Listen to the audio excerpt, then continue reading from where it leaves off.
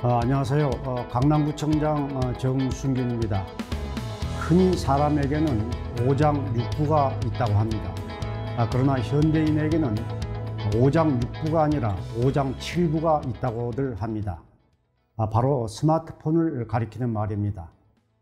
지난 6월 한국갤럽이 전국 만 18세 이상 남녀 1,003명을 대상으로 실시한 설문조사에서도 94.7%가 스마트폰을 쓴다고 답했습니다. 영국 경제주간지 이코노미스트 역시 사람을 뜻하는 호모 사피엔스 대신에 지금을 포노 사피엔스, 즉 스마트폰을 사용하는 신인류의 시대라고 정의했을 정도입니다. 오늘은 이런 스마트폰과 깊은 관련이 있는 주제로 이야기를 나눠보겠습니다.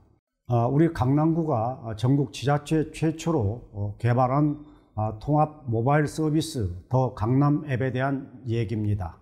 오늘 함께 이야기 나눌 스마트 도시과 윤종민 과장님을 소개하겠습니다. 안녕하세요. 반갑습니다. 네, 안녕하세요. 스마트 도시과장 윤종민입니다. 제가 2018년 민선 7기 강남구청장으로 취임하면서 구민 여러분과 약속했던 중 하나가 우리 강남구를 IoT 기반의 스마트 도시로 만들겠다는 것이었습니다.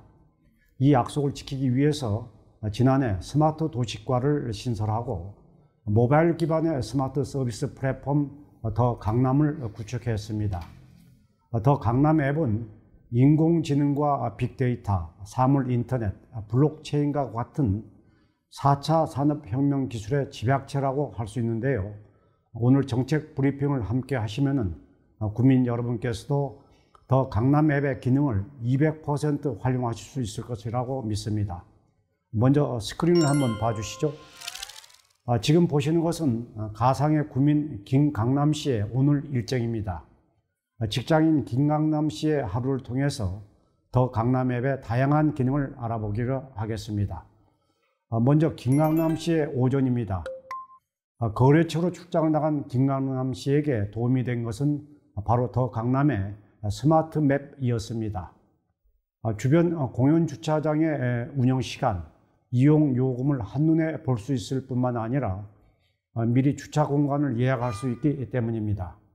이 외에도 스마트 맵을 이용하면 강남구 안에 다양한 공공시설을 편리하게 이용할 수 있지 않습니까? 윤 과장님께서 좀 자세하게 설명해 주시죠. 네, 더 강남은 단순한 모바일 앱이 아니라 사물 인터넷 중심의 위치 기반 서비스로 무더위 쉼터, 개방 화장실, 도서관, 체육시설, 노인복지관 등 사용자와 가까운 주변의 정보들을 제공함으로써 구민들이 좀 더 쉽고 편리하게 이용할 수 있도록 기획했습니다. 특히 스마트 맵의 경우 강남구 250여 개의 공공시설에 대한 운영 정보와 연락처, 사이트, 지도상의 위치, 대중교통 이용 방법, 프로그램 신청까지 가능하도록 서비스하고 있습니다. 이것들은 네이버나 구글과 같은 검색 사이트에서는 얻기 힘든 정보이기 때문에 스마트 맵만의 특화된 서비스라고 볼 수 있습니다. 또한 이용자의 성별, 연령대 정보를 활용해 나와 비슷한 사람들이 많이 찾는 시설이나 장소를 자동으로 추천하는 구조로 돼 있어 나에게 유용한 정보를 접하실 확률이 높다고 할 수 있습니다. 네, 연령별 추천 콘텐츠도 좋지만 저는 테마별 검색도 구민 여러분에게 추천해 드리고 싶습니다. 휴식과 여행, 학습 같은 주제로 관련 시설을 묻고 한눈에 볼 수 있어서 저도 종종 이용하는 기능입니다. 또 사회적 거리두기 장기화에 따라서 고립감을 느끼는 구민 여러분께 도움이 될 수 있도록 공원이나 휴식 공간 콘텐츠를 강화했으니 많은 이용 부탁드리겠습니다. 앞으로도 강남구는 지속적인 콘텐츠 개발로 더 강남이 구민 여러분께서 즐겨 사용하는 앱이 될 수 있도록 노력하겠다는 약속의 말씀을 드립니다. 이어서 김강남 씨의 하루로 다시 돌아가 보겠습니다. 거래처 미팅 후 늦은 점심을 먹으러 간 김강남 씨가 사용한 더 강남의 기능은 바로 스마트 출입 명부였습니다. 우리 강남구는 지난해 6월 더 강남과 본인 인증 앱 패스를 연계해서 고위험 시설에 대한 출입자 관리 시스템을 자체 개발했습니다. 물론 정부에서도 전자 출입 명부를 운영하고 있습니다만은 구립 도서관을 비롯해서 복지관, 문화센터 같이 구민 여러분께서 자주 이용하시는 시설 가운데 많은 곳이 여전히 스마트 출입 명부를 활용하고 있습니다. 윤 과장님께서 그 이유가 뭐라고 생각하는지 궁금합니다. 네, 아무래도 운영 방식의 차이에서 나온 특성이 아닐까 싶습니다. 스마트 출입 명부는 어떤 곳을 방문할 때마다 일회용 QR코드를 발급받는 중앙정부의 방식과는 반대로 장소별 QR코드를 출입자가 스캔하는 방식인데요. 최초 1회만 본인 인증을 하면 다음부터 따로 인증 과정을 거칠 필요 없이 QR코드 스캔만으로 방문 정보를 남기고 입장할 수 있습니다. 매번 QR코드를 발급받는 것을 어려워하는 어르신들도 쉽게 이용하실 수 있을 뿐만 아니라 시설 관리자 역시 QR코드를 비치하면 되기 때문에 사용하기 편리한 것이 장점입니다. 네, 출입명부 QR코드 발급 신청도 더 강남에서 손쉽게 하실 수 있으니 관리자 여러분께서는 많은 관심과 참여 부탁드리겠습니다. 어느덧 마지막 일정입니다. 김강남시의 오후 일정을 보면은 10분 만에 여권 신청을 끝낸 것으로 나와 있는데요. 비결이 무엇인지 알아보겠습니다. 바로 스마트 민원 서비스입니다. 우리 강남구는 하루 평균 2,000여 건의 민원을 처리하고 있는데 이는 서울시 자치구 중 가장 높은 수치입니다. 예전에는 서류를 신청하려면 직접 동주민센터나 구청을 방문해야 했습니다. 특히 민원인이 많을 때는 오랜 시간을 기다려야 하는 데다가 코로나19 사태가 길어지면서 여러 사람이 모인 장소에 머무르기도 부담스러운 상황입니다. 그래서 우리 강남구는 지난해 더 강남앱을 이용한 스마트 민원 서비스를 선보인 바 있습니다. 이 서비스를 이용하시면 실시간으로 몇 사람이 대기 중인지 확인할 수 있고 미리 서류를 신청하고 대기 없이 수령할 수 있습니다. 더 자세한 내용은 윤 과장님께서 설명해 주시기 바랍니다. 네, 더 강남을 이용한 스마트 민원 서비스는 모바일 번호표 발급과 민원 서류 사전 예약으로 나눌 수 있습니다. 모바일 번호표 발급 서비스는 앱에서 민원 창구별 대기 현황을 파악하고 미리 스마트폰으로 번호표를 발급받는 서비스입니다. 주민등록 등초번이나 가족관계 등록부, 제적부의 경우 미리 더 강남에서 신청하고 수수료를 결제하면 원하는 시간에 바로 구청을 방문해 서류를 발급받으실 수 있습니다.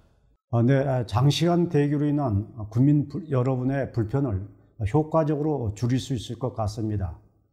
여기에 올해부터 시작한 비대면 전자민원 신청도 빼놓을 수 없을 것 같은데요. 전국 지자체 가운데 민원 서비스에 전자계약 방식을 도입한 최초의 사례가 되지 않겠습니까? 네, 맞습니다. 전자계약 방식이란 태블릿 PC나 휴대전화에서 직접 계약서를 작성하고 서명하는 방식입니다. 은행이나 보험 계약하실 때 많이 보셨을 것 같은데요. 지자체 중에는 저희 강남구가 처음으로 활용하고 있습니다. 민원인이 본인 인증 절차를 거쳐 신청서를 작성하고 전자서명을 한 후에 제출하면 담당 공무원이 처리한 뒤 구청을 방문해 서류를 바로 수령하시면 됩니다. 현재 졸업증명서, 출입국 증명, 납세 증명서 신청 등 어디서나 민원 9개 분야와 코로나19 생활지원비 등 복지급여, 도로조명 허가, 불법 주정차 의견 진술, 에코 마일리지 신청 등이 가능하며 향후 강남 구민이 좀 더 편리하게 민원 신청 서비스를 이용할 수 있도록 확대 운영할 계획입니다. 네, 2019년 행정안전부의 발표에 따르면 연간 발급되는 종이증명서의 양이 무려 8억 7천만 건에 달한다고 합니다. 우리 강남구는 종이 대신에 모바일로 신청서를 작성하는 비대면 전자민원 신청을 활성화하는 한편 다양한 사례에서 친환경 경영을 선도해 나가겠다는 말씀을 드립니다.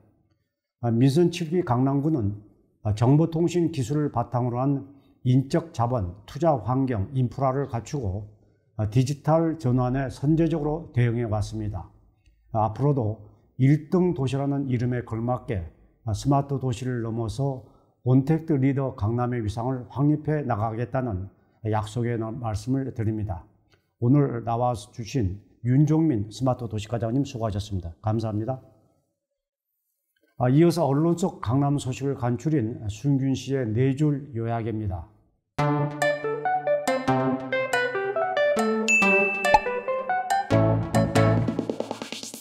경영안전자금 플러스 지원을 신청한 연매출 5억 미만 소상공인에게 앞서 70만 원을 지급했던 강남구가 20만 원을 추가로 지원합니다. 이미 받으신 분은 기존 계좌로 추가 금액을 지급해드리고 9월에 처음 받는 분들은 90만 원을 한꺼번에 받게 됩니다. 구민의 눈높이로 생활 속 불편을 해결하는 주민생활 불편 개선단을 9월 한 달간 운영합니다. 100명의 주민으로 구성된 개선단은 오전과 오후, 야간으로 나눠서 주요 간선도로와 공원 같은 생활 밀접 시설 집중 점검할 예정입니다. 다음 달 15일까지 강남의 거리를 수놓을 미디어 아트 콘텐츠를 모집합니다. 대한민국 국민이면 누구나 참여할 수 있으며 수상작은 관내 미디어 폴로 송출됩니다. 마지막 소식입니다. 지난주 수요일 개포동 강남 힐링센터가 개관을 했습니다. 인공지능 헬스케어 공간, 로봇 바리스타 카페를 갖춘 센터에서는 명상과 요가, 드로잉 등 다양한 힐링 특강을 운영하고 있습니다. 앞으로도 강남구는 다양한 문화를 즐길 수 있는 복합 문화 공간을 만들어 나가겠습니다.